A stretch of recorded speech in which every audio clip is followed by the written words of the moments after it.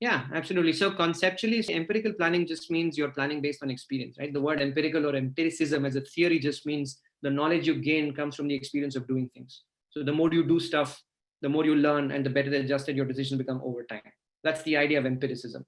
So the goal of empirical planning is you plan in short batch sizes and then you inspect and adapt, which means you look at how things went in this planning or in this cycle, and then based off of that, you inspect and inform your decisions for the next time box again. Less is a specific framework that allows you to scale your Scrum practices across a larger enterprise.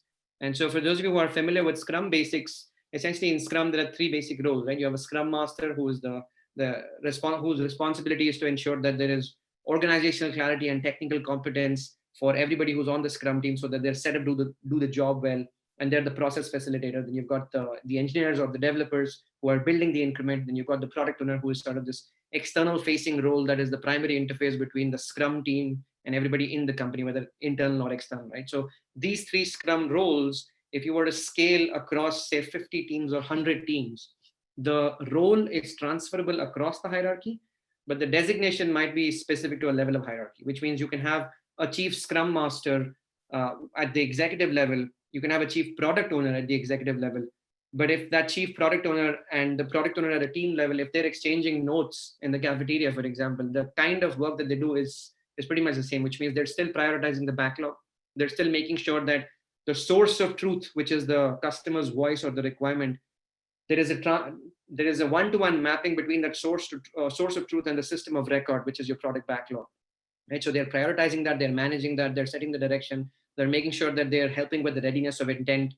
That sort of stuff doesn't change. It's just that the level at which they're operating will change. So less allows you to scale your Scrum practices and your Scrum roles across the hierarchy. So in less, for example, if you think about, say, look at a specific example, like say the Microsoft Office. Right? It has a whole bunch of platforms in it. Microsoft Word, Microsoft Excel, Microsoft PowerPoint has a whole bunch of different self-contained areas, right? Each of those self-contained areas, think of them as being executed by a specific Scrum team, which is fully staffed with a Scrum Master, a product owner, and a development team. Right now, any opportunities of shared work that need to happen between, say, the Microsoft Word and Microsoft Excel, or Microsoft Excel and Microsoft Access, all of those will happen concurrently within the same sprint, which means you have like 3 different platforms running 2-week sprints or 3-week sprints concurrently, and any arbitration of priority conflicts that need to happen will happen organically within the sprint between those 2 product owners. Now, whenever you need a tiebreaker, the overall product suite, which is the Microsoft Office, that will be owned by a product sponsor. Think of them as a chief product owner. That person in the company might be an SVP or an EVP or something like that, the person who is literally sitting on the money, if you will, right? That person will have a bunch of product owners reporting to them, where each product owner is probably called an area product owner, where they're representing only one area of the product. So if you have 5 areas of a product, the larger product is still owned by one chief product owner, and then each area of that product is going to be owned by a separate product owner, and a separate Scrum team is going to be working on it, but they're all doing it concurrently. So if they're all doing 2-week sprints, the customer really sees only one 2-week sprint, which is that overarching 2-week sprint, because these are all being concurrently done. So less allows you to scale your planning activities, your retrospective activities, your refinement activities. It allows you to scale your boundary conditions, which means, let's say you have a program team and a bunch of teams underneath that program team, then the definition of ready for each of those underlying delivery teams should be tightly coupled with the definition of done of the overarching program team, right? So if you think about it, once the program team is done, the delivery team below them should be able to pick it up and they should be working on it. There shouldn't be any latency, or there shouldn't be those conversations where people say, I'm already done with my work, but why can't you pick up your work? And then you say, well, you didn't get me these 3 things, so these dependencies have not been factored in. All those things happen when you have loosely coupled boundary conditions across the chain of command. And so less will allow you to scale those boundary conditions also, like definition ready, definition of done, the measurement of completeness of work, and those things. The website for getting more information around less in general is, I'm going to put in the chat window. It's called less.works. That's the website. You can go to the website. You can look at the visuals. Basically, everything you may have learned when it comes to one team Scrum, they will show you how to do it for 50 teams, 100 teams, 200 teams. So the scaling is just going to be a little unique in terms of the ratio of, say, the chief product owner to the individual product owners. The team stuff doesn't change, that stays the same. You're just scaling up the organizational design patterns, if you will. So you're scaling down the product and not scaling up the team.